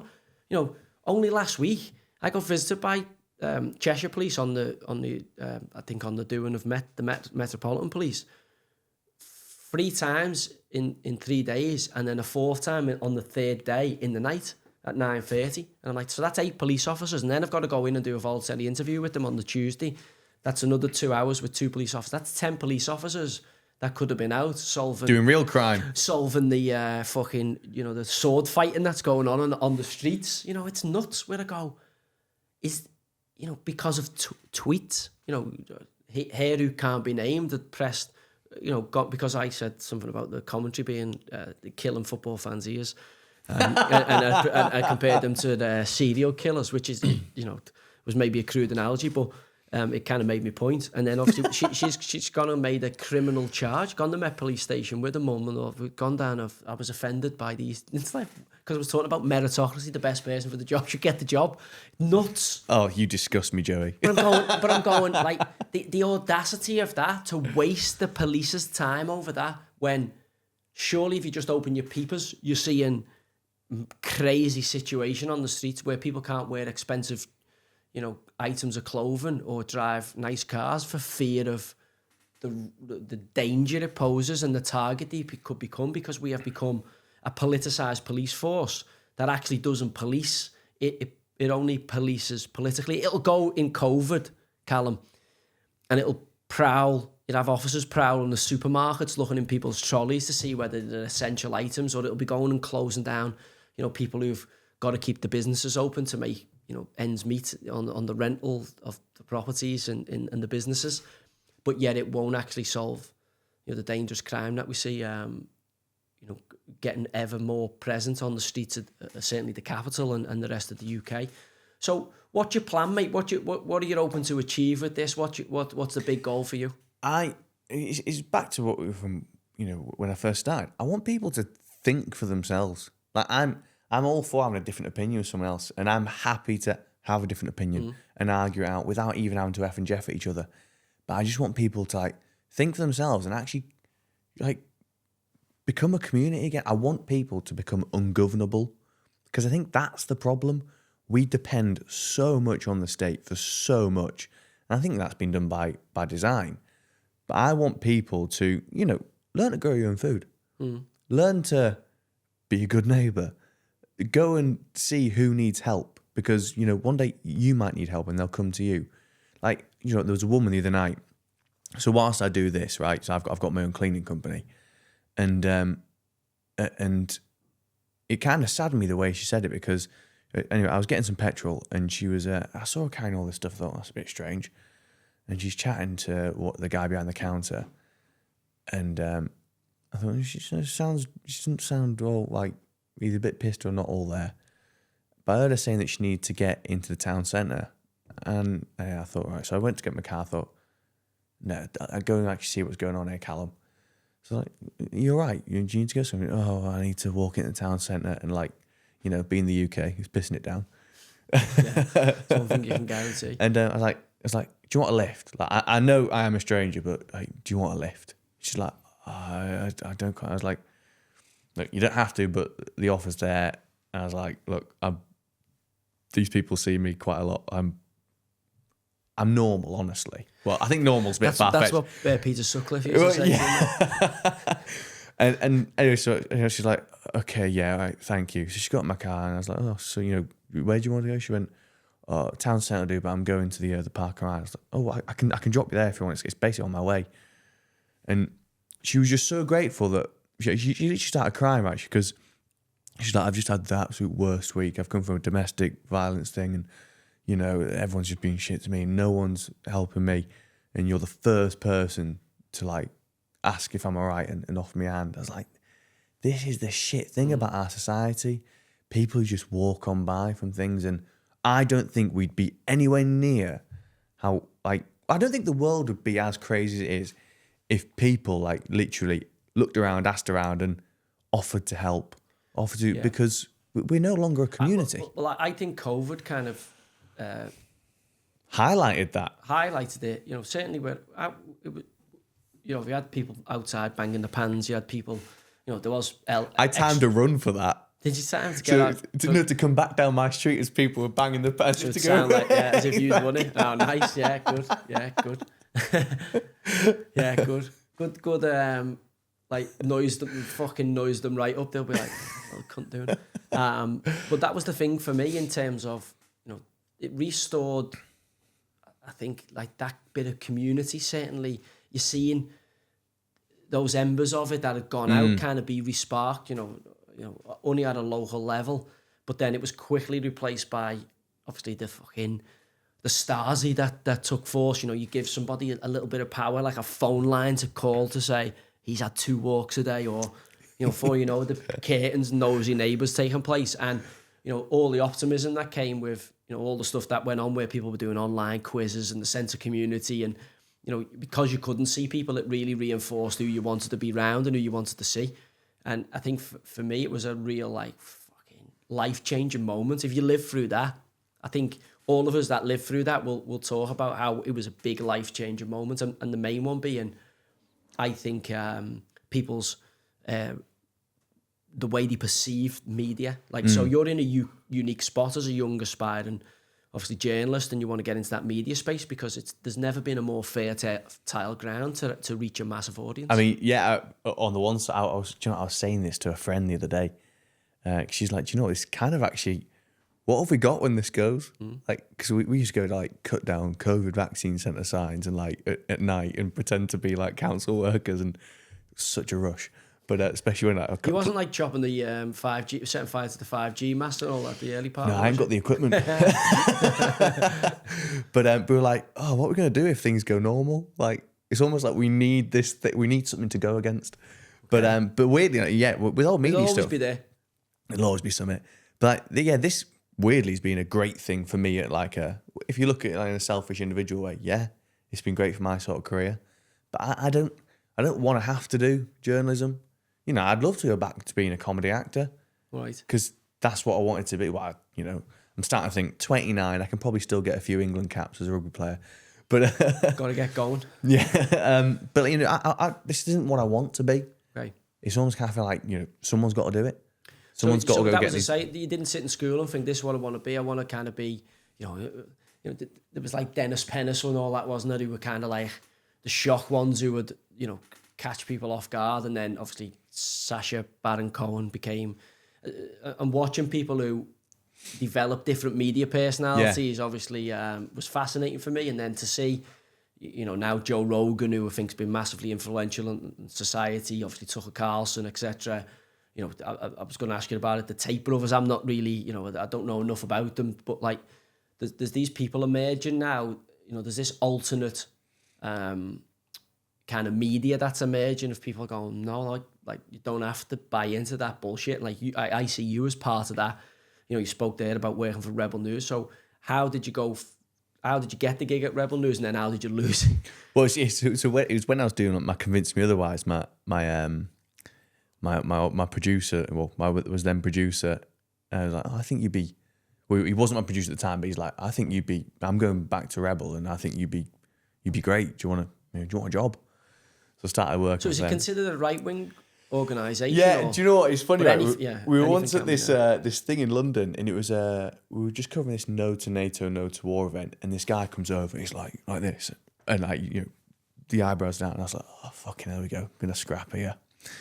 Right, come on then, and he goes, even though you're right wing media, I quite like your videos. So, The ultimate because endorsement. he was like, you just kind of tell what's going on, like you kind of let people make their own mind up. Yeah, you might give your opinion, but you don't really hide it either. So it's not like So your vox popping a little bit, you're out just... bit of getting that, into- and then I'm quite controversial. I speak my mind too much, and got an opinion, yeah? and unfortunately, and this is where I think it's good to see people kind of becoming a new sort of media, but unfortunately, it's very easy for the new sort of media to get trapped in the old ways, and people have to follow. They have to follow the money. Unfortunately, they they have to do what the money says you have to do, and like I got thrown off GB News for one of my backgrounds in a video, and they were What like, could have been that offensive? What was it? oh, it's so it was actually from the video that got me. So one of my convinced me otherwise was COVID. No child should receive the COVID vaccine. Convinced me otherwise, and it was that video that got me the job. So I was quite proud of that. So it was just in the background. They're like, that's guerrilla messaging. We can't be having that. Blah blah blah. I was like, this is why people call you controlled opposition. Like, you just stopped this interview because you didn't want that in the background. So I thought, right, I want to do journalism because I want to kind of get information out to people. I want to give people my opinion, whether it be right or wrong, but have that out there so people can kind of get thinking again, start chatting to each other. But I never want to go full-time media again because I don't want to be dictated by the pay packet, which is why I have my own business. So I am fully independent. I made like an £800 loss in Ireland. I made a small profit in Davos. Like, I'm not doing this for the money. If I want to do this for the money, I'd sell out and go to GB News, make a nice wedge. Yeah.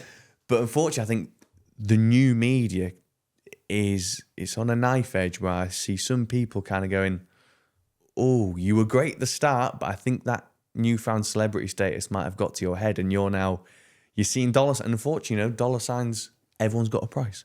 Well, yeah, I have to disagree with you. Like, lots of people have a price, but some people you just can't, like, there's Some loads, won't do I'm it. telling you, there's people who you couldn't fucking ever dream of buying. I couldn't do it. Yeah. I could not. I used to be a staunch atheist to the point where I hated the idea of religion. Okay, so did The you point grow up? What, did you grow up in a religious household? No. So No. everyone in your house is atheist? I think the only people in my family that are borderline Christian is my grandma. Okay. Everyone else is Rare, that. yeah. It's not normal. That. Yeah. Certainly in the UK. And I remember when my dog died, I was like, if there's a God, come down here and let's fucking go for it, you and me right now. And but now, like I'd say I'm probably a Christian now. I say probably. No, I am. I look at things like the Bible and that I go, oh, that actually kind of makes sense. So But that doesn't mean you're a Christian. There's good messages in there. but Good messages I in believe something did make So you're not an atheist anymore, so an No. atheist non-believer. Yeah. You're now agnostic in terms of there could be a higher form No, of life. I'd say I'm like 90% Christian, 10% with just believe part Jesus of some simulation. So I was going to ask you about that before, like, because what you described before was when we were talking about what people are looking for. And that's it why kind I of can't felt be like bought. Ready Player One, kind of people living in. Yeah. Which is not a quantum leap of the Well, I imagination. once said is that. it? Like, I wonder if like religion is actually just all the different names of all these players playing the PlayStation together, and we're all like each religion is different teams, and like. see what I think about it, and I love history, so I think like, well, the Greeks were really advanced civilization, and they had multiple gods. The Egyptians clearly were, because we don't even know how they've done what they've done, and they had multiple gods.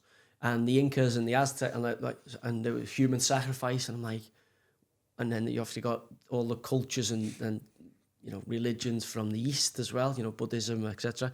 And I'm like, who pegs anyone? Who's gone? No, this is the problem with Islam now. It's like, no, this is the final one. This is the and the Life of Brian and Monty Python and stuff like that, which I grew up watching. People's Front of Judea, the Judean but People's again, this is Front. the absurdity of it. Now, I'm not saying I agree in any organised religion, because look at what Catholicism's done in the UK, and there's terrible things, the Spanish Inquisition, Altar etc. boys. Well, yeah, just to get started, so there's clearly something that when someone says this is the way and this is the way, the only way, that is dangerous. because it can be used to. Oh yeah, I mean, I'd never be Cause that chaos. sort of thing. No, the way I see it is that, I mean, yeah, it might be wrong, and that's it. I'm not one of these. I wouldn't say I'm one of these Christians who goes, no, it's absolutely true. No, it might be wrong. But what I'm saying, what's brought you back to that from being an atheist? What's brought you back to kind of Christian? I think it's. You look at a lot of religions, and I'd say this is one of the ones where it's all about like doing right and forgiveness and kind of, try and be a better man rather than let's kill everyone who's not us. I mean, don't get me wrong, there's sometimes I'm like, yeah, God, let's have a good old. It's a quick way to resolve stuff. Yeah, but then I mean, obviously... anyone who says violence doesn't solve anything has clearly never won a fight. I know, but then the problem you've got is the aftermath of it, because Yeah. there's the remorse and all that. Yeah. So actually, you technically win, but obviously you don't. Yeah. You know what I mean? So it's one of those, Cal, where you're looking at it, just what you're talking about there, in terms of, there is times when you're like, you're so diametrically opposed that, as I say, in the weight of evidence, and you've given, they're just not budging, and you're like, how are we ever going to resolve Unfortunately, this? sometimes that does have to happen, doesn't it? But I think you look at. I was looking at, some people were saying about how all these mad stuff that's going on. They go, it's kind of like this was told in this story in the Bible, and this story. I was like, you see one and go, all right, lucky guess. But then like they show a few and you go, oh, that's a bit of a coincidence, isn't it? But how can this thing keep happening? So I thought, yeah, maybe this is true. And I thought, do you know what? Actually, the more I started looking into it, and like some of like the political commentators in America that I followed, I noticed they were all like Christian, and it was like the one thing I wasn't, but I believed I agreed with a lot of their principles. I was like, my values are fairly Christian, and So maybe but it again, is. I have to push back on that, because Yeah, go on. And the main being is, because the distortion between left and right and whatever that fucking nonsense is, and the labels people want to put on each other, you kind of head through, and the left being the changing position of that in terms of, when I think about yourself and like how your personality's formulated, you probably wouldn't have thought you were going to be in the position you were in. No way. Yeah, no. I even when I first started like kind of thinking, I thought, nah, Callum, come on, this isn't you. You would never. And do you know what? Even one of my friends, it was one of my best mates at school. I was at his stag do, and his missus rang. I was like, oh, what's that? And he goes, oh, I was going to do our wedding bands tomorrow at the church. I went, oh, I'll come with you. He went, you want to come to church? I was like, yeah, I sometimes go now. It's quite like it. He's like, you literally took up playing for club rugby at school to get out of church. Like, I was like, yeah, well, some people grow up. But then that's the thing, as I say to you, that this is what I wanted to ask you. I wondered whether, because the left's gone the way it's gone, where it's gone kind of neo-Marxist kind of, and we all know what happened when the left goes left, as we've seen in the Bolshevik Revolution, and they do away with the church, and it all becomes about society getting the power. The right actually here, because when you see in the movement of the left now, that's a very nihilistic atheist position where, when I go through it, if I look on people who attack me and I click on it, I'll show you an example. They got their pronouns. Honest to God, it's fucking insane. They'll have an EU flag. So I put a video up about women, obviously. I've seen this. It's, do you know what, right? Women's football, I'd take it a lot more seriously if it was on Comedy Central. Because it is hilarious. We'll get to that, but let me just explain this here for lose track of thought. So the girls, Lisa Marie, we'll put a second name in or whatever, tweets me back. So obviously she's a fan of the women's football. Makes a valid point. Professional footballers make mistakes too, Joey. You should know. You've made plenty. So STFU. So shut the fuck up, I take it.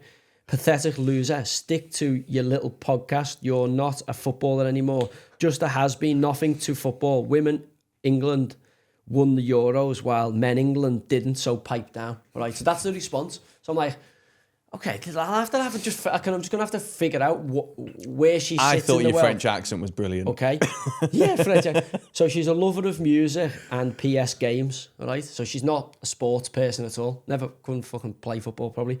I dislike misogynists, racists, and homophobes. I didn't know why. Why do you have to put this on you? Do you have to put on your Twitter bio? I think if you have to say it, you're probably who you don't like. Yeah.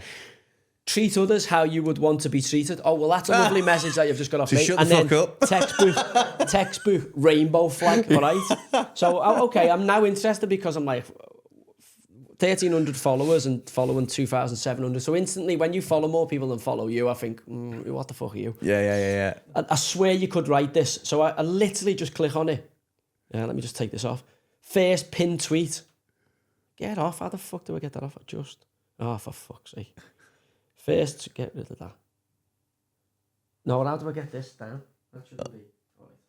So the first pinned tweet is this. Hello, I am woke. Woke means awakened to the needs of others, to be well-informed, thoughtful, compassionate, humble and kind, eager to make the world a better place for all people. Be woke. Right? That was her first pinned tweet underneath. The next one was adjusting to the name of... I swear to God you couldn't write this. So I've just clicked on it. That's the bio, pinned tweet. Next tweet down was this, pronoun changes. And then finally the third one was about, she was kicking off because someone must have been calling her a groomer because she's obviously been advocating Trans stuff. the trans early adoption of children. So I'm like, well, that's my enemy. And I'm like, I'm okay if that's my enemy. If this is the 77th Brigade or whatever you're talking about, which I don't think it is, I'm like, if that's my enemy, I'm cool with that. She's probably real, to be fair. Yeah, no, she's definitely real. She's real. But I'm like, okay, well, we're never going to, like, we're very rare, unless we meet face to face and sit down and converse, we're very, very, it's virtually impossible for us to find common ground. So the only way we could do that, like, is something like this, where we sit across the table and we discuss and we debate, and we have to be prepared to leave the room having clash completely. But okay, now I get it, and I only learned this in philosophy. I did a philosophy degree for a year, and learned that you have to attack. I've got my position on it, but I have to think about your attack on me and what you're going to say, and then all the different positions. And it either reinforces my position and I go, no, I absolutely believe what I'm now saying, which is what trial by social media or, we've been through. Or you go, oh, actually, I was wrong on that. I'm going to have to adjust my position or change my position. The problem we've got is now all these people who are wrong are just not prepared to accept they were wrong, which is completely the wrong way to go about rectifying a mistake you've made. I've made loads of mistakes, Callum. The best thing you can do is go, listen. You did sign for Newcastle, yeah. No, that was not a mistake. But you have to say, listen, I've fucked up here.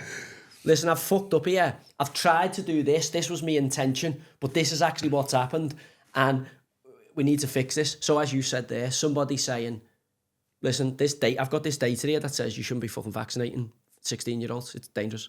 And they've actually sat on it and gone, because I've got shares in this company, and how's that going to affect big business? And they've actually, without actually physically pinning them down, I'm like, you've cost young, healthy people's fucking immune systems dearly here, and they might never be the same again, and that is outrageous if you've done that for profit. I think part of it is this society makes it now that you're not allowed to be wrong. You're not allowed to fuck up and come back. I think obviously there's some things where it's like I've done quite a bit of, Yeah, you would say I'm a black sheep, I'm ostracised, but I've still been around society. But I mean, but you've basically kicked doors down and gone, let me back in, haven't you? I mean, like, you've not, a lot of people, like, they'll get ostracised on them en masse. Everyone will come down and they'll just go, all right, I'm gone. Or they'll stay silent. Like, we have a society now where you can't make mistakes and learn from them. You're not allowed to make mistakes and learn from them. I think there's, obviously there's some things where it's like you can't, because you've got to be anti-everything, anti-fascist, anti-transphobe. You got to be you can't just be not racist. You have to be pro, like, actually. But I think a lot of reason why some of those people they can't go, oh shit, I was wrong, because it's almost like admitting you're wrong is wrong in itself. But do you know what I was? Have you heard of a guy called Billboard Chris? No, go on. So he walks around, he mainly does it in cities in North America. He walks around with a sandwich board, and it's like a dictionary definition thing. It's dad, and it gives the definitions like a man who protects his children from gender ideology. So he was doing a bit of a tour in the UK, doing some cities here. So I went and filmed in Oxford, because it's like an hour from me. And we started getting harassed by these transgender students. And anyway, and I mean, it's kind of laughable, but it gets a bit annoying. It's like it's like a bad rash. Like, it's not the end of the world, but God, you just can't. It's really getting on your tits. And at one point, it kind of calms down a bit, and one of them goes, "Why'd you care?" I was like, "Because that's actually the thing. I do care. Like, I'm challenging your belief now because I don't want to see you hurt yourself." And I can see she's got like train tracks all along here, and she's cut off her tits. And I don't think she's done anything, but she's clearly on the pubic blockers and all that, or rather on these synthetic hormones. And I was like, I'm saying this because that I think you're wrong, and I know you're harming yourself, and I do care. And if you ever realise that this is the case, get in touch with me. I'll do anything I can to help you because I think you've cocked up. Don't think you're a bad person. I think you've massively cocked up. I imagine you'd cut both your ears off because that was the fashion and that was the way you went and you believed it because the nonsense, the indoctrination, you got misinformation and then you realised halfway through, should have kept my ears on there. Well, that's the thing. Yeah, who wants to admit they're wrong when it comes to, when you've gone that far down? Who wants to admit? You almost double down to go, if I keep going, I might be right somewhere. But this one girl went, I could literally see in her face for the first time she was going, oh shit. I don't know if it was a look of like, maybe this person does care. Maybe he actually cares about me and wants me to do it. Maybe he's right. Maybe I'm wrong. But it looked to me, this facial expression, and I'll never forget it. It was her for the first time going, ooh, I'm thinking here. So do you think that's because was it a man or a woman? It was a girl trying to be a boy. Okay, so you take it she's just gone unchecked because of people's fear of correcting behavioural patterns at a young age. You think it's not that it's unchecked. So I interviewed a guy called Richie, right? And I think he's suing the Tavistock Clinic and the NHS. So I did an interview with him, and it basically all started off because he was autistic and basically I think it's something like he was saying that his friends grew up and he didn't, so he was kind of like left behind. So he was alone, he was depressed.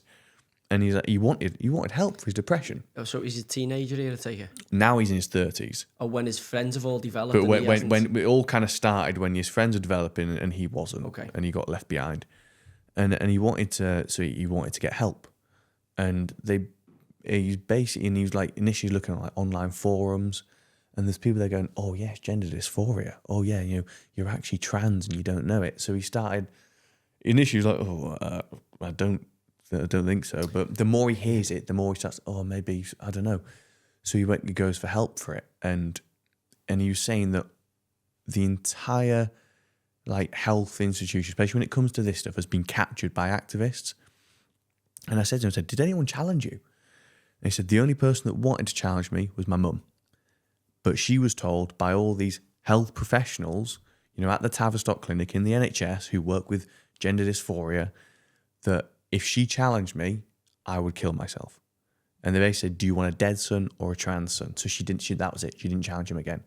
And it wasn't until literally he had the surgery, because basically they kept saying, do you want the surgery? And he was like, no, I just want to help. Do you want the surgery? No, I just want help. And then they basically said, look, if you don't have the surgery, we can't really help you anymore. So he's like, okay, yeah. What's the benefit of them chopping his knob off? What's the benefit for them? Well, this is where I think it kind of goes higher up with the whole globalist stuff. Let's make men weak. Literally, Every other advert's erectile dysfunction, isn't it? When you look at it, do you mean? Obviously, now kids' opportunity to, porn. We used to have to. Porn ruins men. But it's like, it's men who go and find it, don't you know what I mean? It's like the gambling. It's like the bookies. Like you go in the bookies. Like at some point. If we're saying, I do go in the bookies. I do like them. I'm saying at some point, we all like a bevy, we all eat too much food, we all, you all do stupid shit. But I'm saying, surely in a free society, you should be able to do what the fuck you want. Like, once you're an adult. So I'm with you. My big thing is, look, if you want to chop your dick off and say your name's fucking Kelly and your name, you were born Carl, no problem. But don't be trying to, pressurise other people who don't know what to do, who are younger than you, into doing what you've done, because obviously if you've mutilated yourself in this search for self and this ideology that you're caught up in, it's natural to want to recruit somebody else because it obviously makes you feel less of a fucking outsider or less vulnerable.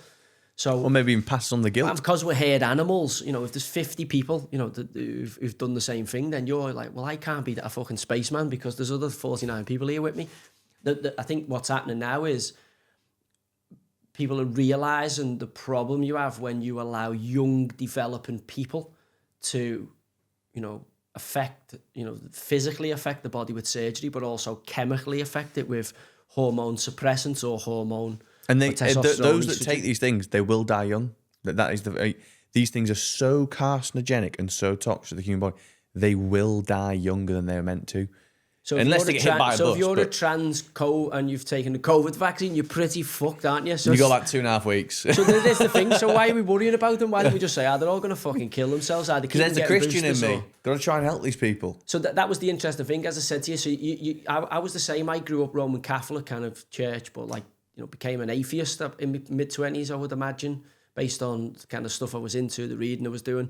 And then met a few people on my journey, a few things happened. I've become a bit more agnostic now, where I'm like, not sure. I want to believe in spirituality. I want to believe there's something that is good, that's overseeing everything, because you do see a lot of bad in the world. But also, you want to believe it, don't you? You want to believe it because you watch the news, and you know the Morrissey's this chair's creaking. The Morrissey song that I was in, the video of "Spend a Day in Bed." He says, you know, the news is designed to frighten you. So if you're on there and you're like migrants and I went down to London a few weeks ago. I can't remember what I was recording a podcast down there, and I was expecting to see these people with fucking knives and all that, and not, you know, on the street. And I was like, do we wear a watch? Do we not? And I went down there. It was by St Pancras, so it was obviously a different type of area, and it was absolutely fine. But then what I'd seen in all the media and all that, it was like it's the Wild West down there. Lots of parts of London are there. I get that, but lots of parts of Liverpool are, lots of parts of the world are. If you go in the middle of some of the big cities and all that, you know, lots of parts of the world are like that. And that's the thing I think we could obviously change, is focusing on stuff like you've been focusing on, and showing, you know, that side of journalism that isn't being reported in the mainstream media. I think is brilliant and very, very noble. And, you know, as I say, hopefully this is just the start of us getting to know each other. This is face to face, but it's great to follow your work. And then the second side of that is we have to offer a good alternative. You know, there's lots of different alternatives out there at the minute, Callum. But I think if good men stand up and say, listen, I'm not fucking perfect, I'm actually far from it, but can we agree that this is like rational and common sense here? You know, we've got free toilets now. Every pub you go to, you've got men, women and disabled. You know, look, if you're transgender and you're over 18 and you've, you know, got your dick or you haven't got your dick, you can use the disabled toilets, because obviously you're not an ordered. You're clearly disabled. Not disabled, but you're not ordered correctly, because. But it's a mental illness. Well, again, you have to be careful. It's a mental disorder. I don't know. I'm not a doctor. I don't know. No, but you think about it. If you are born in the shell of a man and your head, your brain is telling you you're in the wrong body, well, that's mental and you're ill. Like, sure, mental illness. Well. But again, so but that's I think a lot of people see that as an insult, and I'm not saying it as an insult. But again, if someone says you've got a mental illness, and you can't take it in any other way than you have to take it as an insult. Oh, I don't know. It's not positive, is it? Well, no, because if you were really like down the dump and you just all day, you know, you don't get out of bed, and people go, Joey, I think you're depressed. Well, they basically just said, I think you've got a mental illness, but and you go, yeah, I think you might be right. But again, is that insulting or? Well, it's a negative though, isn't it? You never hear anyone say, "Oh, he's got what a great mental illness he's got." Now, it can be. You're saying when people are a little bit autistic and they're on the spectrum a little bit. I don't believe there's anything in life as normal. It's kind of what we expect stuff to be, but everybody's individual. You know, not everybody's good, not everybody's bad. There's good people who do great things for 20, 30 years and then they just do something fucking insane. There's bad people who've done bad things in their life and then turn their life around and become really, really productive members of society. So I always think, you know, crazy stuff happens and on your life journey, you have to be always open to change, as we were talking about there. I think to be open-minded, you know, for me, to be wrong is, you know, I could be wrong here. You know, I might be wrong that the women in the men's game of football are there on merit because they were really good players and they really know what's happening. I could be wrong. You know, history might prove me wrong or history might prove me correct. Just because I've been right on this issue doesn't mean I'm going to be right on the next 20 issues I take. You know, I believe we work on a kind of sliding scale of credibility, and as a journalist, you would know that. In terms of if you start reporting stuff that's nonsense or bullshit or turns out to be wrong, then you won't last long doing what you're doing. The fact that Well, you're I don't know. I doing might get a job at the BBC then. or you work for the BBC or the mainstream media, lad, yeah. The fact that you're doing so well says obviously you're building your credibility with your audience. And as I say, the stuff I've interacted with, I'm like, go on, lad, go. That's a noble cause you're getting after. So the thing I wanted to ask you is, what's a long-term goal for you? Have you got political aspirations? No, unless it's king. But no, it's, no, Can't see because them giving you that. no, because I think well, power does corrupt people. No matter anyone who says it won't, I think they're naive. But again, someone's got to have power. I think people need a lot less. Well, I say people.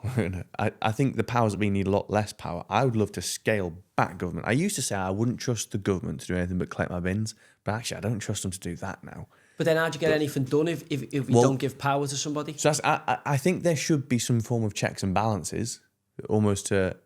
So the way I used to believe with politics was, it was people that we voted in who were there with the sole purpose to protect our freedoms. Whereas I think as government grows and gets more, tentacles in more things, it actually does the complete opposite. So no, I wouldn't want power unless it was in like a, Civil War sort of way, and we take. But like, no, I don't. I don't think I've got political aspirations, because I think it's the same way. Like, I'm no longer going to vote. Yeah, but why are you not voting? Because I think by taking part, you agree to the outcome. Okay. So I firmly believe in everyone's right to vote, and I used to think everyone should, but I thought even if you though don't, spoil your ballot. Yeah, but I don't see why I should take. I'd rather because if you don't spoil your ballot, doesn't the old party get your vote or something like the one that's going out? Or, no. I think that's something like if it basically finished 0-0, I think it would. Okay, so I thought if you didn't vote, that it basically they reset. They basically reset it every time. But yeah, so I no longer want to. I will no longer vote, because I would maybe if there's a really good independent. You should spoil your ballot. Well, yeah, I'm thinking I might. Protest. I'm still registered to vote. So this last one, I might, just to go out on a win, draw a new box, cross it, and write World Economic Forum, just so I can back the winning side one last time, and then that's it. Because I don't agree to the outcome, so I'm not gonna. It's like I saw people saying it was with that WHO treaty thing. I saw people going, we need to sign a petition to get a referendum on this. Like, no. Stop asking to vote on your freedoms, because by voting on your freedoms, you agree to the outcome. Yeah. So this is why I'm not voting anymore, because the WEF always wins. I'm not taking part in it. I do not agree to the outcome. People used to say that, well, if you don't vote, you don't get a say. Well, no, I'm not voting because I don't want them to have a say on me. And that's the way I kind of feel that I'm taking a step away from it all. I think, like I said earlier, I think people need to become ungovernable. And right now, the way it's designed, too many people are dependent on it. I think they lost the control they had. I think they've lost a lot of control through what happened with COVID and what the aftermath of that. I think it's very easy to get it back, though. No, well, again, it doesn't take much, as we're seeing in some of the kind of totalitarian countries that have handled it slightly different to us. And obviously, X have got a big thing now in Brazil with what's going to go on there. So, we've got big elections coming up and across the globe. It's going to be a fascinating year, 2024, Callum, that's for sure. So what's next on the agenda for you? What's your next big topic? Well, still going to window clean, because that's what keeps me independent. But give it a plug if you can. Give it a plug. Where did they go to get you? Oh no, because I don't want anyone to try and bomb. I don't want someone to dox your own business. Bomb me van or slide, or even worse, nick me ladder. Yeah. So I'm going to go back to Ireland to do a bit of filming. I might be doing stuff come the election time, but I think Ireland is key.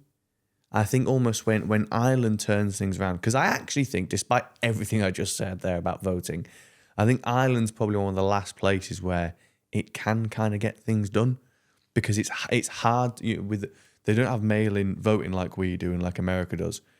I think it's hard to actually steal something there, and people are now waking up there en masse. But I think when right wins there, I don't mean left or right, I mean more right and wrong. When right wins there, I think that might start to move back through Europe. So yeah, I'll probably do a bit more stuff in Ireland, but still keeping tabs on. if there's a good story that comes up in the UK that I think needs to be done, then I'll be doing that. But at the moment, my eyes are on Ireland. And where can people find you? People who are looking to follow you, where can they find you? What are your socials? There's my website, callumsmilesmedia.com. And yeah, go on Twitter, csmiles_news. No called. Yeah, X. Yeah, I refuse. I refuse. I prefer it as X. Oh, really? Yeah, it's just easier than Twitter. Oh, I knew there was something wrong about you. Yeah, because I don't know why. I felt uncomfortable saying X at the start, but now I'm like, Twitter was a strange name. But anyway. Twatter. It's full of twats. Yeah, there is. There's some good cunts on there as well, to be fair. Some good eggs on there. Well, that's how we met, mate. Oh, yeah, two good cunts. So where can you find you on Twitter? csmiles_news. And yeah, I mean, go on and follow him, see what he's up to, and you'll certainly open your mind in terms of some of the crazy stuff you're seeing out there. So look, that wraps it up nicely. That's been, say, Common Sense with Callum Smiles and me, Joey Barton. Thanks, Callum, so much for coming in. As I say, hopefully we can help slightly bring back Common Sense, but we'll keep in touch and we'll have him on sometime in the future, see who else's feathers he's out there ruffling up. But keep doing what you're doing, mate. It's brilliant.